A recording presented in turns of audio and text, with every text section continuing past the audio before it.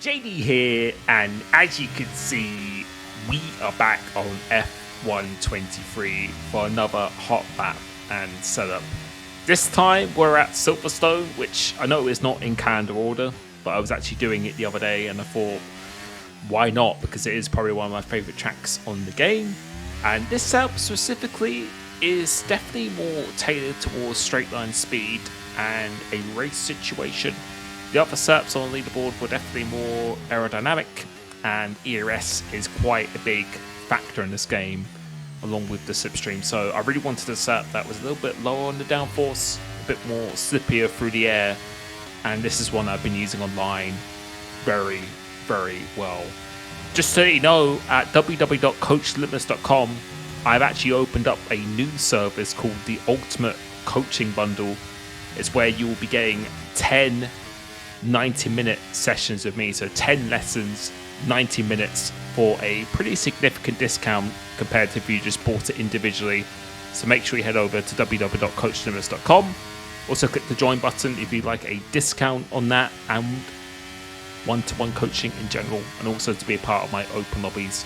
Thank you so much for everyone who's been a part of that. And this app here I was pretty satisfied with. I think there's definitely still a good couple attempts still in the lap, but I was pretty satisfied overall. But if we go ahead and break down this app now, so starting at the start-finish line, as we head into this turn one, I want to be coming in at a bit of an angle just so you can change the momentum. And just as the grey part of the track starts, that's really your turning in point. So completely flat out. If you're not doing it flat out, then you have done it wrong. Coming into turn 3, really just after this curb starts, so the first black part of the curb, that's where you want to start braking. And then coming into this, you want to be carrying as much momentum as you can. Use most of the track in between. Try and keep it around the middle of the track before you start turning into turn 4. Into second gear, up shifting to third gear, and once the wheel's straight, that's when you go 100% on the throttle. Make sure you hit the DRS sign. And coming towards the end of the straight, one of my favourite corners on the track, we'll be looking at the 50 metre board. So as you go past that, that is where I start reacting. Coming to here, try and do a nice apex. So I hit the very last part of the corner first. Use all the track, complete flat out between. Keep it to the middle of the track, so don't let it drift too deep into this corner. Use all of the track on the exit, and that was a very good exit. Making keep it nice and tight here to minimise the distance of the track.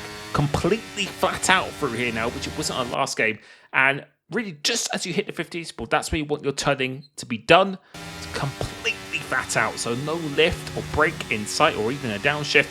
And then coming to this one, I start from about the middle of the track.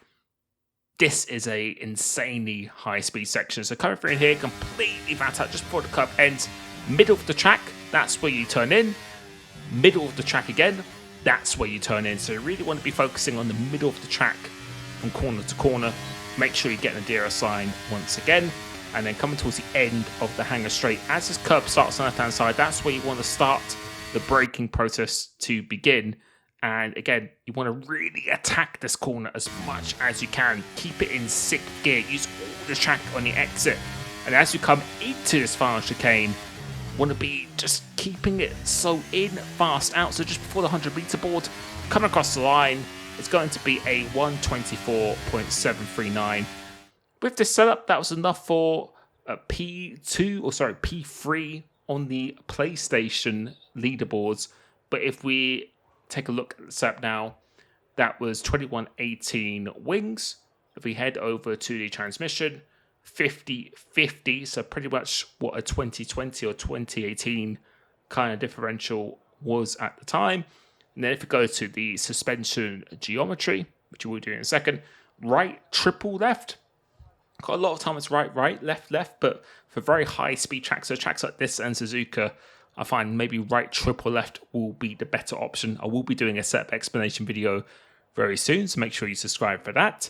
And then if we head over to the suspension itself, it's 41-19, 8-1, and 32-34. So typically you want the front suspension roll bar to be quite a bit higher than the rear suspension and rear anti-roll bar, and the ride height is typically, the front is going to be a little bit lower than the rear, and a bit of a trend starting to form. This is quite similar for quite a few tracks on the calendar. Next one is 155%. You did notice I did change the brake bias slightly. I think going to the final chicane, I did put it to 56, but everything else was on 55%. And this is quite important. The tyre pressures, so 23.7 on the front, 20.6 in the rears. Really, you want the operating window of the tyre in a 5-lap race to be in the high 90s. So I'd only lower this baby by 2 or 3 clicks on the front, and then maybe just 1 click on the rear. Don't need to go to minimum, but that is something that will develop a bit further as the game goes on. But that was my hot lap and cert guide of Silverstone. Please like the video if you have found it useful. I will be continuing in calendar order. Thank you so much for supporting the videos, and I'll be catching you very, very soon. Peace.